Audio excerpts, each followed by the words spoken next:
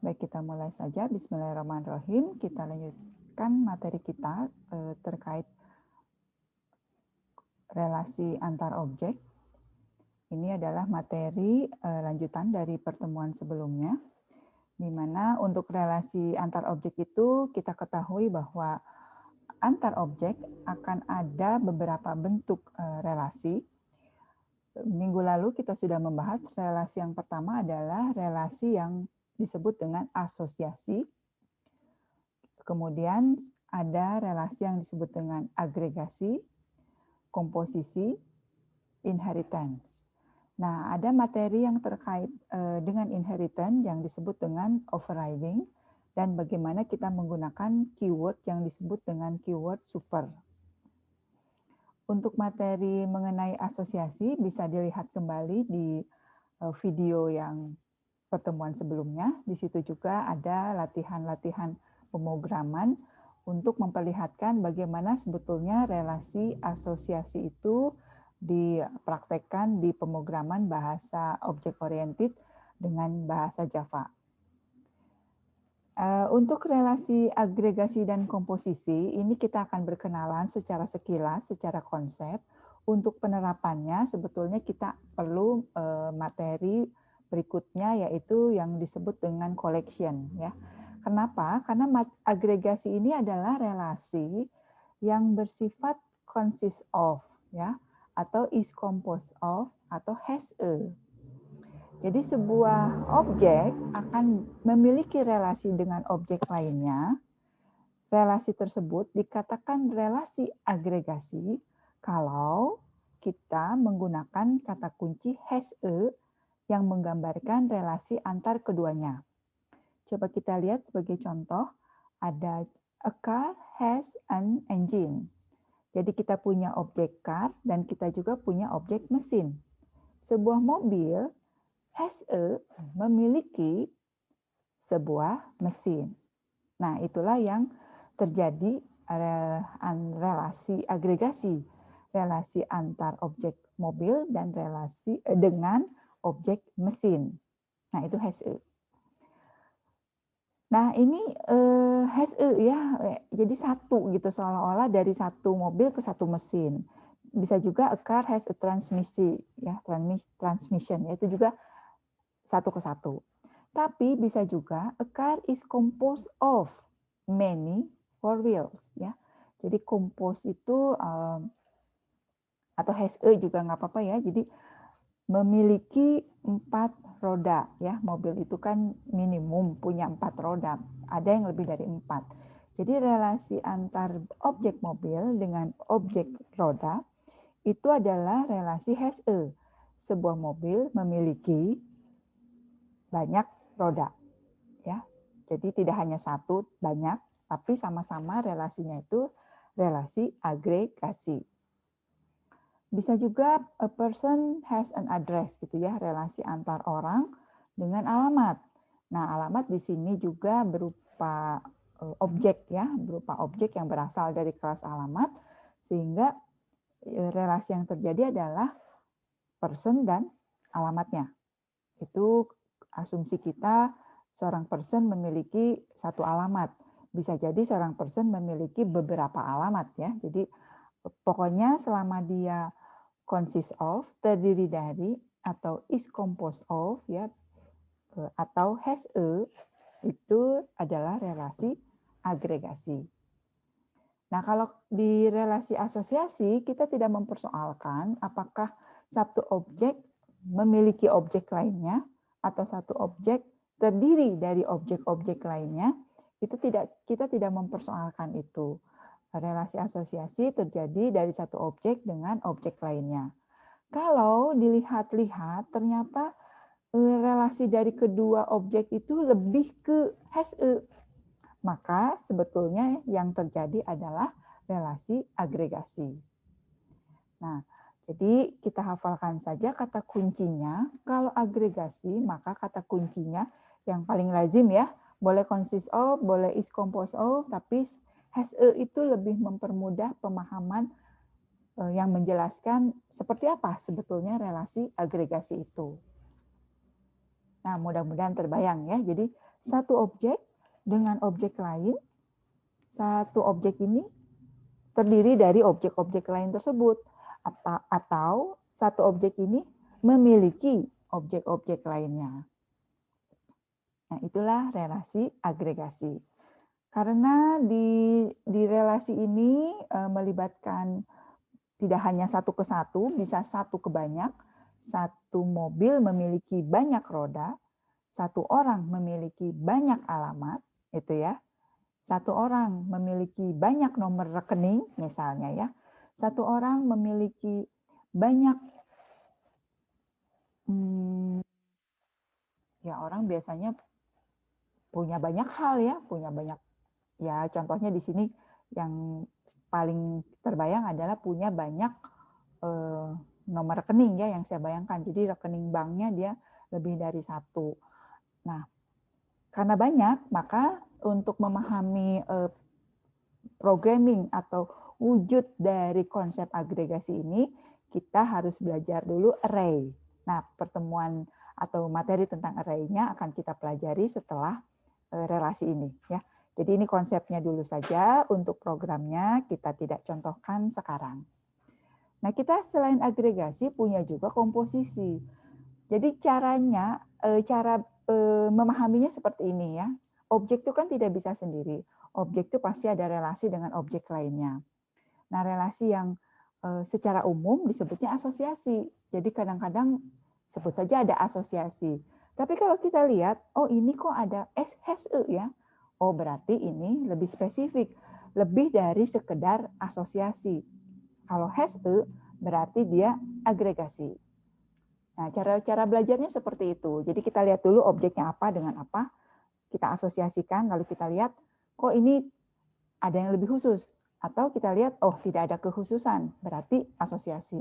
Tapi kalau kita lihat, ini sih ada HSE ya, oh berarti itu agregasi. Demikian juga dengan komposisi. Kalau komposisi ini seperti agregasi, tetapi sifatnya lebih mengikat lagi. Jadi antara satu objek dengan objek lain bisa HSE, bisa consist of, ya, bisa compose of, tapi objek tersebut sangat bergantung. Jadi kalau salah satunya tidak ada, maka objek yang satunya itu tidak jadi ada juga gitu, tidak terwujud. Di sini dicontohkan ya, a book is composed of many chapter. Jadi kita membayangkan buku itu bisa terbentuk menjadi buku kalau dia memiliki bab, ya minimal satu bab atau banyak bab. Dia membentuk menjadi buku. Nah, antara buku dengan bab, relasi yang cocok, kalau disebut asosiasi ya boleh-boleh saja. Tetapi kalau kita lihat, satu buku memiliki banyak bab. Wah, ini berarti agregasi. Tapi kita lihat lagi, kalau babnya nggak ada, ya hilang, ya bukunya tuh nggak jadi buku. Maka kita lihat kebergantungan yang lebih. Itulah yang disebut dengan komposisi. Mudah membayangkan komposisi itu ya, kita bayangkan aja komposisi gitu ya. Jadi, oh terdiri dari satu objek terdiri dari objek-objek lainnya. Beberapa buku yang saya baca ya menjelaskan tentang komposisi itu sangat mudah dan menyenangkan ya. Saya ingat contohnya itu kalau kita membuat sup ya, terbayang sup kan, sup sayur gitu. Nah, sup sayur itu di dalamnya ada objek-objek lain. Objek apa sih di dalam sup sayur itu? Ada objek wortel, ada objek tomat, ada objek kol misalnya ya. Sup sayur sop misalnya ya, sup sayur sop. Kemudian ada sosisnya mungkin, ada jagung manis dan lain sebagainya. Nah, itu sudah menjadi kesatuan. Itu sebetulnya komposisi antara objek sup, sudah jadi sup, dengan objek wortel dan lain-lainnya. Kalau si wortel dan lain-lainnya itu nggak ada, ya supnya tidak jadi ada. Nah, itu komposisi. Lebih cocok sebagai komposisi. Bagaimana dengan agregasi? Nah, kalau agregasi itu, contohnya kan tadi mobil dengan ban. Kalau mobilnya nggak ada, kalau bannya nggak ada, mobilnya tetap jadi ya, tetap ada benda mobilnya karena dia terbentuk sendiri gitu ya. Ban itu melekat kepadanya, tapi ketika dicopot, dipisahkan, tidak ada yang menjadi hilang gitu. Tapi kalau sup ya, kita ya kalau kita ngebayangin sup sayur, mungkin sopnya dipisah-pisahin gitu, nggak doyan ya kita singkir-singkirin. Ya nggak gitu juga ya. Jadi yang kita bayangkan kalau dia sudah dijadikan satu gitu ya, melebur gitu menjadi satu ya, diaduk gitu ya. Nah itu kalau komponennya tidak ada, tidak pernah jadi si sup itu. Atau ya kita bayangkan, saya juga membaca contoh misalnya bangunan ya, tembok. Kalau kita lihat tembok itu kan sebetulnya benda ya, itu tembok. Tapi di dalam tembok itu kan kita lihat ada batu batanya. Kalau kita ngelihat orang bangun rumah ya, ada batu bata. Ada semennya, kemudian ada apa sih dilapis begitu ya, dan lain sebagainya. Jadi membentuklah tembok. Tembok itu sebetulnya terdiri dari ya tadi bata, semen, dan lain sebagainya ya. Jadi kalau si elemen-elemennya tidak ada, tembok itu tidak pernah terwujud. Nah, itulah asosiasi yang relasi yang disebut dengan komposisi. Jadi lebih kuat dari bukan lebih kuat, lebih bergantung daripada sekedar agregasi. Nah, mudah-mudahan terbayang ya. Kadang-kadang saya mencontohkan juga seperti nasi goreng ya, kita membayangkan nasi goreng dengan komponen-komponen pembentuknya. Ya, nasi goreng itu kan ada nasinya, ada kecapnya, ada telurnya, ada bumbu-bumbu. Nah, semuanya bersatu menjadi nasi goreng. Jadi, nasi goreng consist of tadi bawang, telur, kecap, dan lain sebagainya. Kalau benda-benda itu nggak ada, sebetulnya nasi gorengnya tidak pernah terwujud. Nah, jadi membayangkan komposisi itu kita buat seperti itu ya. Mudah-mudahan terbayang. Nah, bagaimana wujudnya di pemrograman?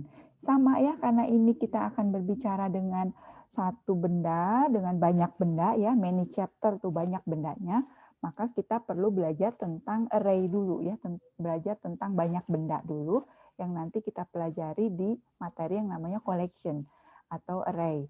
Jadi sebagai contoh komposisi ini tidak akan dibahas di sekarang. Ini baru kita sampaikan konsepnya dulu.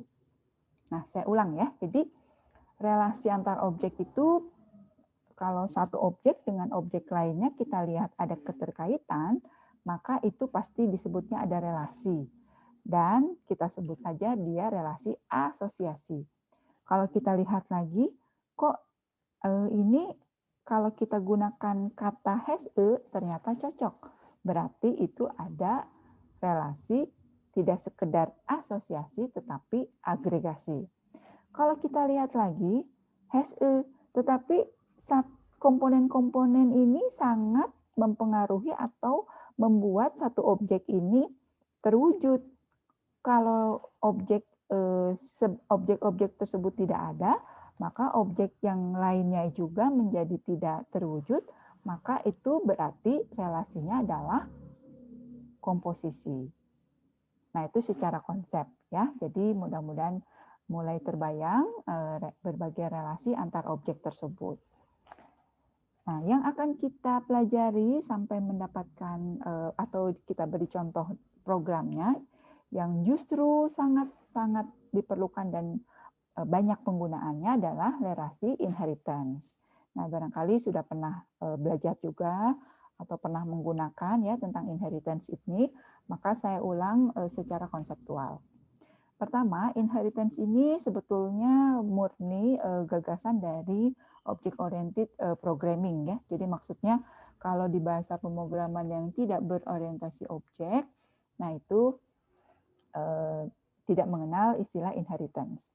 Kalau agregasi kata kuncinya has a, maka relasi inheritance itu relasinya is a. Ya, jadi kita baca kalau kita punya objek student dan kita punya objek person atau orang, atau kita punya objek mobil ya, car, dan kita punya objek sedan sebagai mobil, maka kita bisa baca a student is a person, a sedan is a car. Jadi seorang student itu pasti orang. Sedan itu pasti mobil, gitu ya. Nah, itu relasi antar dua objek yang bersifat is-a. Itulah relasi inheritance. Nah, kita lihat contoh student is a person ya. Jadi kita melihat ada objek student, ada objek orang. Kalau dipikir-pikir, ya student itu orang. Tapi orang belum tentu student. Bisa saja orang itu dosen seperti saya ya, atau staff gitu, atau siapapun. Dia bukan student. Maka kita lihat ya, person itu akan disebut kelas yang bersifat general ya, lebih umum dibandingkan student. Kenapa disebut umum? Karena semua student adalah orang. Nah, itu sifatnya lebih umum. Tapi tidak semua orang adalah student. Maka student itu bersifat lebih khusus. Hanya tertentu aja. Nah, hanya tertentu yang beruntung ya, yang beruntung bisa sekolah, bisa kuliah, itu student. Banyak yang tidak beruntung ya, tidak bisa menjadi seorang student atau mahasiswa. Jadi kelas student disebutnya kelas yang lebih spesifik ya. Nah, kita istilahkan kelas yang lebih umum ya, semua orang semua itu adalah orang gitu ya. Maka disebut kelas induk. Sedangkan yang lebih spesifik itu disebut dengan kelas anak. Begitu ya. Jadi kenapa disebut kelas anak? Karena dia lebih spesifik. Kenapa di kelas disebut kelas umum? Maka dia disebut dengan kelas induk ya. Jadi umum itu induk, spesifik itu anak. Nah, di inheritance ya, kelas yang bersifat umum, dia akan mewarisi sifat-sifat dan perilaku-perilaku kepada kelas yang lebih spesifik itu. Intinya itu. Jadi disebut inheritance. Inheritance itu di bahasa Indonesia kan sebagai pewarisan. Ya. Apa yang diwariskan? Yang diwariskan itu adalah dari kelas induk ke kelas anaknya.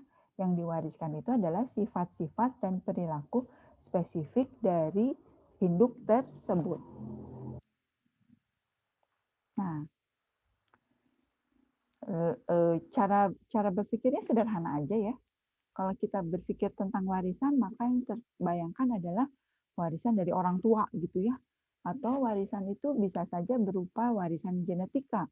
Jadi kenapa kita kok berambut lurus? Oh, ternyata ibu kita rambutnya lurus. Kenapa saya kok matanya sipit? Oh, ternyata ayah saya bermata sipit. Kenapa saya berkulit gelap? Oh, ternyata ayah saya berkulit gelap. Dia berkulit gelap berasal dari kakeknya gitu ya. Jadi keluarga dari kakek berkulit gelap. Itu menurun ke saya. Itu pewarisan ya. Jadi yang diwariskan adalah sifat-sifat dan perilaku-perilaku. Nah, kita dicontohkan di sini ya. Kalau kita memutuskan student itu adalah a person, sementara person itu has an address, maka otomatis student juga has an address. Kita lihat ya, antara kalau kita lihat kalimat di sini, a person has an address nih di sini nih.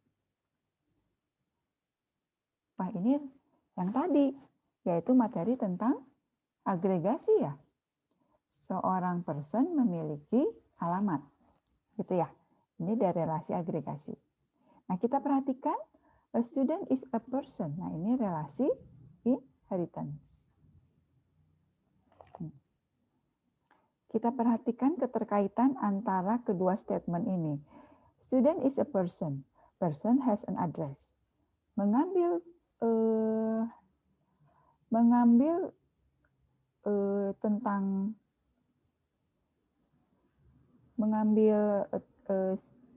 tentang inheritance ya, definisi inheritance, maka kita bisa simpulkan student has an address. Kenapa kok student jadi has an address juga? Karena student ini turunan dari person. Nah, jadi sederhananya seperti itu.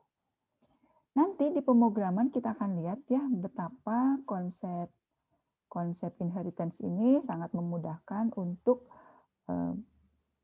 memudahkan kita ya, menyederhanakan kita dalam pemrograman. Kita akan contohkan sebagai berikut. Kita memiliki kelas student. Kalau student itu biasanya ada nama dan ID ya. Seperti biasa kita lengkapi dengan setter dan getter. Nah, ini tidak ada masalah ya dengan di sini. Kemudian kalau kita lihat bahwa student itu sebetulnya ada graduate student, ada undergraduate student. Nah, jadi graduate student ini adalah student yang telah menyelesaikan undergraduate-nya.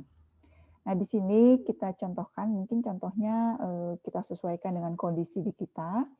Jadi kalau di graduate student itu sebetulnya S2 gitu ya. Kalau undergraduate itu S1. Ya, istilahnya seperti itu. Nah, karena di kita di informatika belum ada S2 ya, jadi kita contohkan saja kita punya beberapa mahasiswa yang sudah lulus dari D3, dari berbagai institusi lain dan dia melanjutkan ke Unpas ya, itu ceritanya melanjutkan studi ya, tidak dari sekolahnya dari awal. Nah, jadi kalau kita melihat ya, oh kok ternyata ada student yang baru dari awal banget, ada juga yang sudah pernah studi sebelumnya gitu ya. Kalau yang sudah pernah studi sebelumnya, tentu kita membutuhkan informasi dia lulusan mana ya, dia nilainya dulu berapa. Kemudian kita bisa terima, kita lanjutkan studinya atau nggak bisa, dia harus mengulang dari awal. Sehingga kita memerlukan informasi-informasi terkait dengan undergraduate, dia dulu di mana sekolahnya ya. Nah, maka kita harus melihat dari dulu, kalau di S2 itu ya kita akan melihat dulu S1-nya dari mana gitu ya. Kemudian dulu itu degree-nya gimana. Bisa aja sih S1, bisa D4, nah bisa macam-macam sebetulnya ya, tergantung dari setiap kebijakan pendidikan di negara-negara mungkin berbeda ya. Nah, kita asumsikan aja seperti ini ya, bahwa kita butuh informasi, dia dulu sekolah di mana, kemudian dia gelarnya apa gitu ya. Kita asumsikan, sederhanakan seperti itu. Nah, berarti kita nambahin 2 atribut untuk memenuhi kebutuhan tersebut. Kalau kita nambahin 2 atribut, jangan lupa berarti kita harus menambahkan setter dan getter ya, menambahkan satu set ya, karena 2 atribut berarti ada 4 ya, masing-masing dikalikan 2. Nah, kita lihat kita sudah punya kelas student ya. Lalu kita tambahkan untuk undergraduate student kita berikan atribut asal sekolahnya. Namun kalau anak itu baru ya, bukan graduate student gitu ya, maka atribut 2 yang ini akan menjadi kosong ya.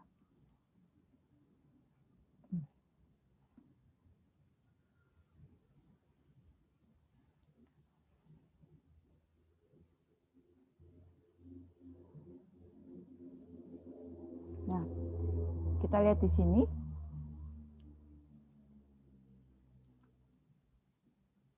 Yang ini ya. Atribut ini hanya bisa atau kita gunakan untuk objek-objek student yang graduate student. Sehingga kita memerlukan informasi apakah siswa itu graduate student atau bukan gitu ya.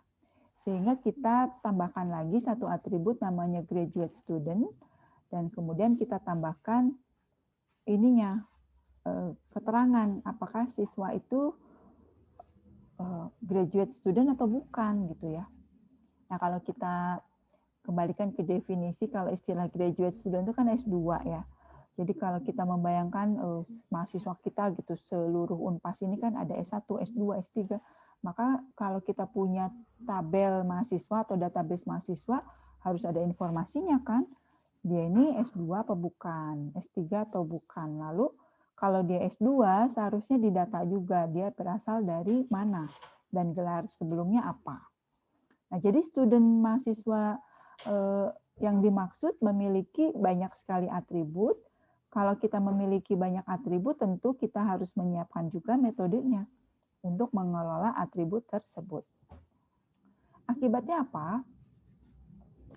Akibatnya, ketika kita menggunakan pengkodingan, ya, ketika kita coding, maka kita membutuhkan pengecekan sebetulnya dia mahasiswa yang berjenis ya, dia masuk mahasiswa yang mana, S1, S2, apa S3 gitu, sehingga kita memerlukan pengkondisian mengecek mahasiswa tersebut sebetulnya S2 apa bukan. Kalau dia S2, maka kita harus tampilkan dia dulu dari mana dan gelarnya apa. Ya, nah ini seperti ini nih. Kemudian baru kita tampilkan nama dan ID-nya ya. Nah, jadi kita lihat ya betapa repotnya si student ini ya. Karena student ini kan bermacam-macam, ada yang S1, ada yang S2 ya, S2 dan S3 lah asumsinya disamakan. Sehingga kalau kita mau mencetak ya, kalau kita mau mencetak data student tersebut, maka kita harus pastikan kalau dia S2 maka kita tampilkan dia S2-nya dari mana. Kalau bukan, ya langsung di skip ya, tidak perlu ditampilkan. Nah, misalnya kalau kita memerlukan informasi lain terkait graduate student kita, misalnya dia sudah kerja, maka kita harus menyimpan informasi dia kerja di mana. Padahal belum tentu student itu memiliki sudah bekerja ya, rata-rata malah kebanyakan tidak bekerja. Tapi informasi dia kerja di mana itu penting, harus kita simpan. Sehingga kita harus catat juga sebagai atribut apakah tempat dia bekerja, namun atribut itu akan menjadi kosong kalau student tersebut tidak bekerja. Nah, itu menjadi sia-sia ya, kita memiliki banyak atribut, tapi atribut tersebut belum tentu dipergunakan oleh semua objek, hanya dipergunakan secara tertentu. Nah, itu ya pertama. Kemudian kalau begitu kita beride aja, kita buat saja kelas student ya yang ada nama dan ID-nya. Lalu kita buat aja graduate student di mana nama student lalu informasi dia dulu lulusan mana, dia gelarnya apa. Jadi kita daripada ditumpuk ya, kita balik lagi kita lihat ya. Di kelas yang pertama kan ditumpuk menjadi satu di kelas student. Tapi ini jadi tidak efektif ya, tidak efisien karena tidak semua student ini ada asal studinya gitu ya. Jadi ide kedua adalah ya sudah kita buat saja satu kelas namanya graduate student dan di sini informasinya ini apa tentang khusus nama dan ID dilengkapi dengan degree dan asal institusinya. Nah, sehingga setter-getternya juga melengkapi keempat atribut ini. Nah, jadi kita lihat ya, kita punya kelas graduate student, kita lihat-lihat nama sama student ID ini ada ya, duplikat. Lalu set name, set student ID, get name, get student ID juga duplikat ya. Kok kayak mubazir gitu, di coding 2 kali, meskipun ya udah copy paste gitu. Tapi sebetulnya yang kita perhatikan ini ngapain di coding 2 kali gitu ya, duplikat seperti ini. Baru 2 atribut. Kalau kita banyak atribut, kita akan duplikat banyak sekali gitu. Metodenya juga duplikat ya, setter dan getternya.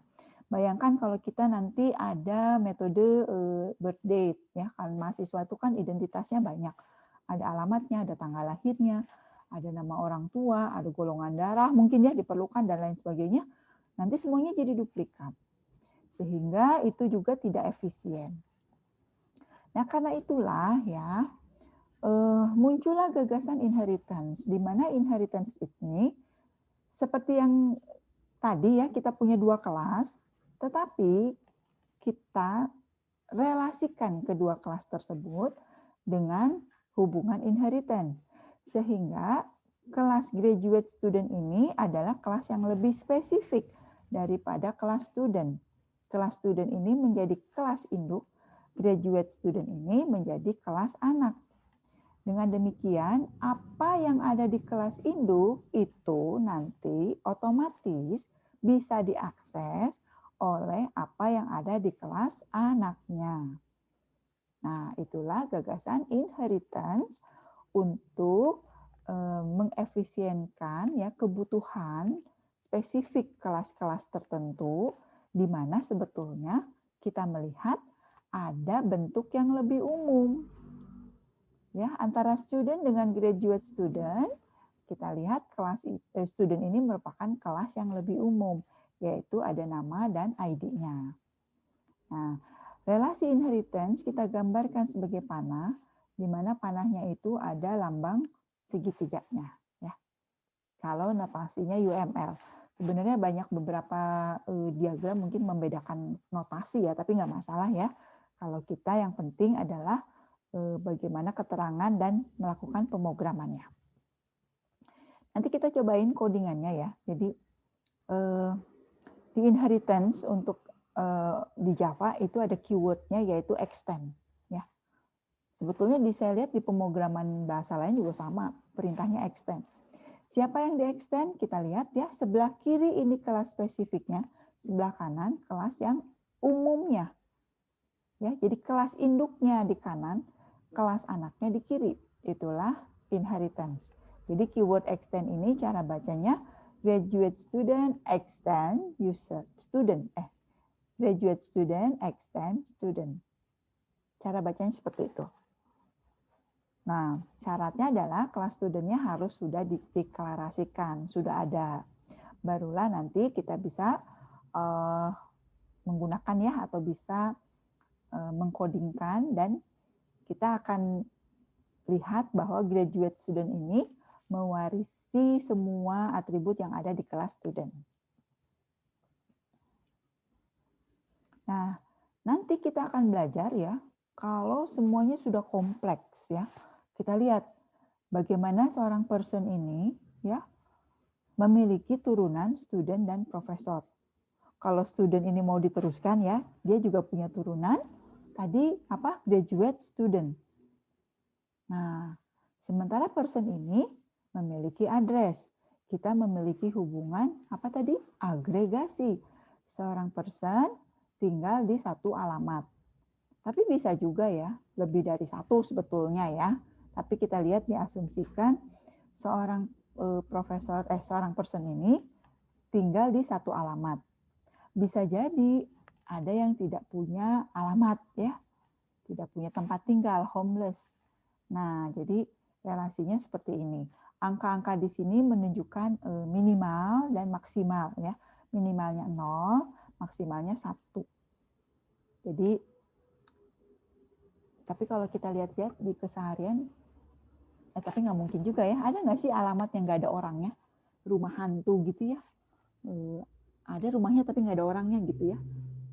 Tapi kalau secara administratif biasanya ada pemiliknya. Meskipun tidak ditinggali di situ, meskipun dia menghilang gitu ya, ghosting gitu. Tapi sebetulnya alamatnya itu ada person yang memilikinya. Nah ini kalau kita sudah dikasih contoh soal seperti ini, jangan panik. Coding, nah biasanya gitu ya. Buatkan pemrograman untuk diagram kelas berikut ini. Nah jadi kita belajar lihat notasinya ya, diagramnya. Loh ini apa? Ini semuanya kelas. Kelas. Kok ada panahnya? Oh berarti ada relasi. Tapi kok panahnya kayak gini ya? Oh ini berarti bukan asosiasi. Kalau asosiasi itu hanya panah tanpa ada ujungnya. Oh ini agregasi. Kalau agregasi itu berarti has a. Kemudian kita lihat bahwa ini apa kok ada panahnya seperti ini. Oh ini berarti inheritance. Jadi kalau sudah paham satu persatu, nanti ya kalau kita sudah lebih mahir lagi, kita akan berkenalan atau berhadapan dengan ini kelas diagram yang kompleks seperti ini.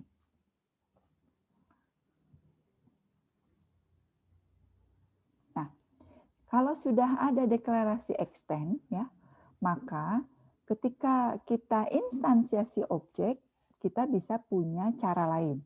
Biasanya kan kita lihat ya, S1 sama dengan new student. Berarti kita membuat objek S1 yang berasal dari kelas student. Kita juga bisa membuat seperti ini. S1 person kita instansiasi menjadi student. Jadi S1 ini tadinya person. Nah, tapi kita instansiasi menjadi student. Boleh karena setiap student itu merupakan person. Tapi kita nggak bisa kebalikannya ya. Student S1 sama dengan new person. Ini tidak bisa. Tidak bisa diberlaku bolak-balik. Nah, jadi diperhatikan ya cara yang biasa yang tengah ini, tetapi gara-gara ada extend ya, ada inheritance, ada relasi inheritance, maka kita bisa deklarasi seperti ini. S1 awalnya person, kita instansiasikan dia menjadi lebih spesifik, yaitu menjadi student. Nah, ini coding-codingan ya. Person. Nah, kalau person ini orang ya, biasanya punya name, address, birth date. Lalu kita punya setter dan getternya dan lain sebagainya ya. Jadi kalau kelas person ini kelas orang ya kita bayangkan aja orang secara umum, tidak peduli dia student atau profesor. Nah, ketika kelas student ini extend person, maka kita tidak perlu lagi memiliki atribut name, address, birth date ya.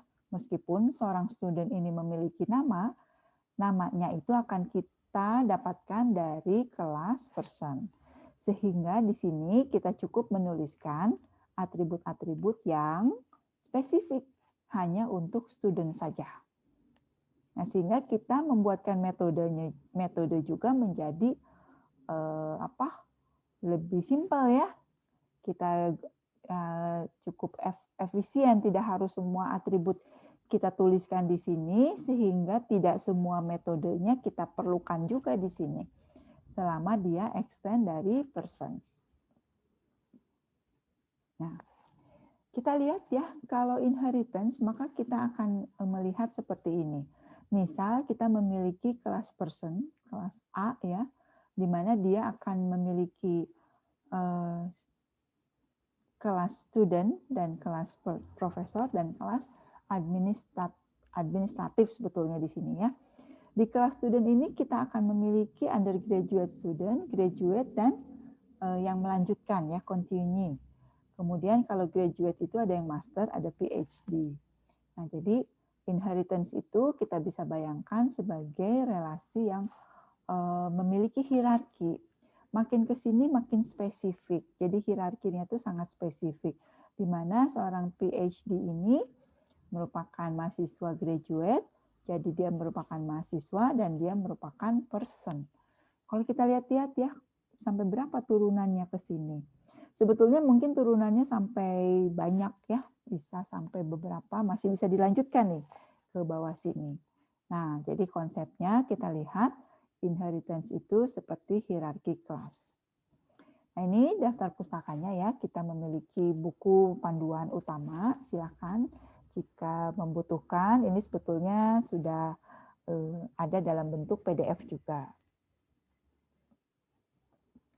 Untuk lebih